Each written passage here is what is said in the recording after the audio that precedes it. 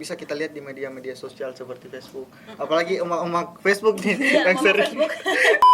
Sebagai pengguna internet yang bijak, tentu kita harus memilih-milih atau melihat lebih jauh lagi tentang informasi yang kita terima.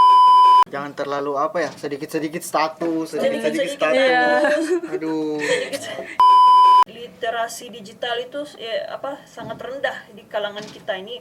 Tidak semua orang tuh memiliki kemampuan untuk mengakses dan memahami informasi digital.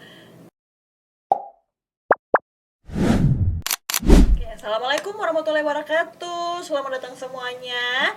Jumpa lagi kita dalam program talk show yang santai-santai tapi itu mendidik, yaitu Apa Kata Mereka. Nah, kita tuh ngobrol santai tapi itu ilmunya mendalam gitu ya. Betul. Nah, kita akan membahas topik nih tentang bagaimana pendapat mereka generasi Z ini dalam era digital 5.0. Nah, kalau kita dulu berkomunikasi itu hanya melalui surat atau telepon, tetapi sekarang itu kita terhubung dengan informasi berbagai dunia lah gitu ya. Sekali satu sentuhan kita bisa mendapatkan informasi-informasi bukan hanya dari di Indonesia saja tetapi di luar dunia gitu ya. Hari ini saya ditemani oleh dua mahasiswa yang kece-kece, asik sekali. Yang sebelah kiri saya itu ada Hafiz. Halo. Terus yang sebelah kanan saya ada namanya Hikmah. Halo teman-teman. Nah, selamat datang ya teman-teman. Terima kasih untuk hadir di sini ya. Terima kasih juga Kak karena sudah diajak. Oke. Nah, hari ini itu kita akan membahas bagaimana tantangannya mereka, bagaimana peluangnya mereka di era digital ini, terutama di era disruption ini 5.0. Oke, di mana era disruption itu adalah era inovasi yang terus berkembang secara besar-besaran. Apalagi salah satunya itu adalah AI, ya. Oke. Saya ingin bertanya kepada teman-teman sekalian ya.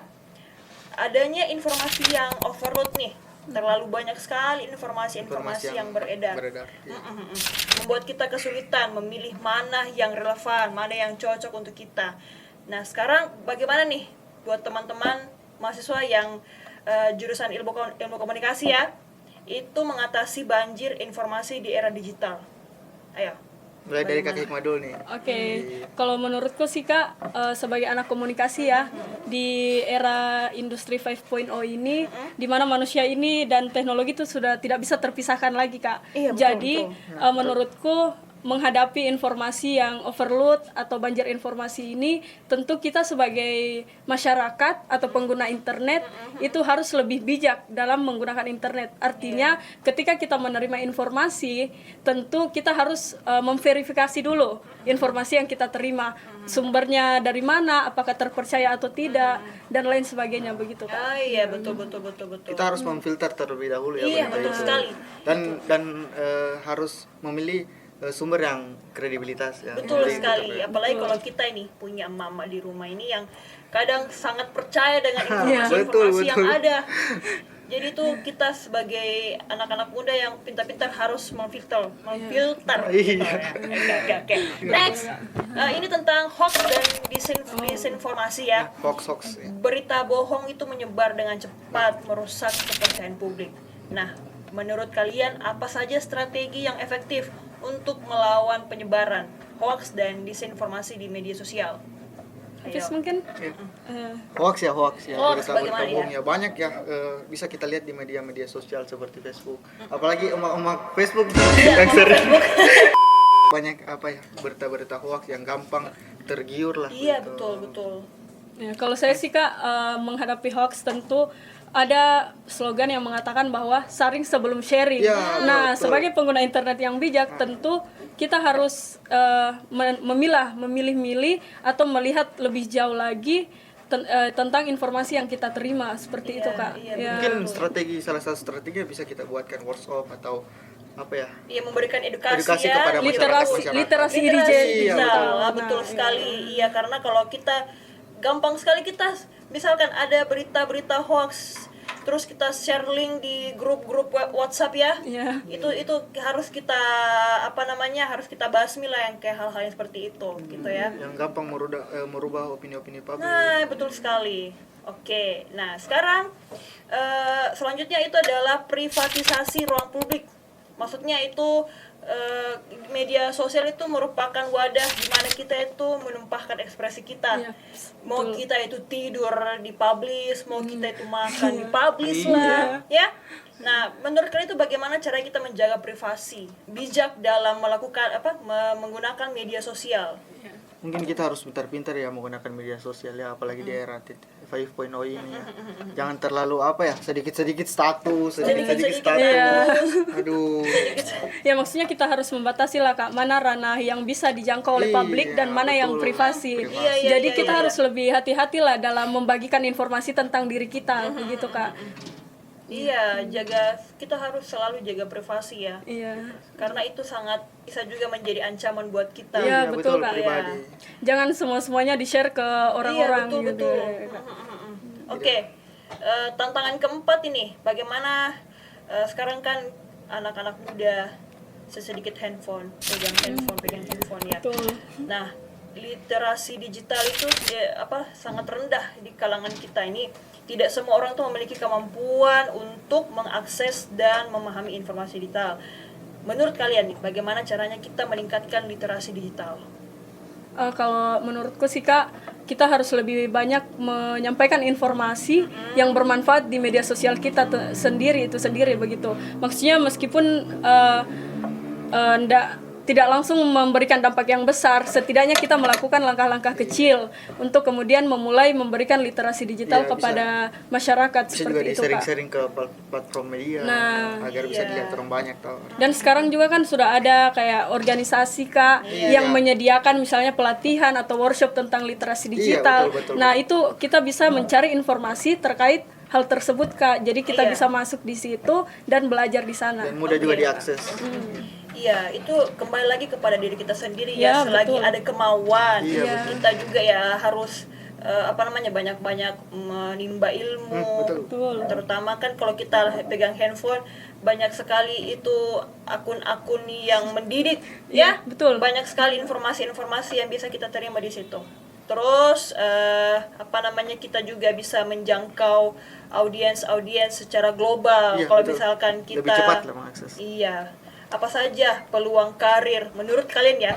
Peluang karir yang baru muncul di era digital bagi kalian kan jurusan ilmu komunikasi. Iya.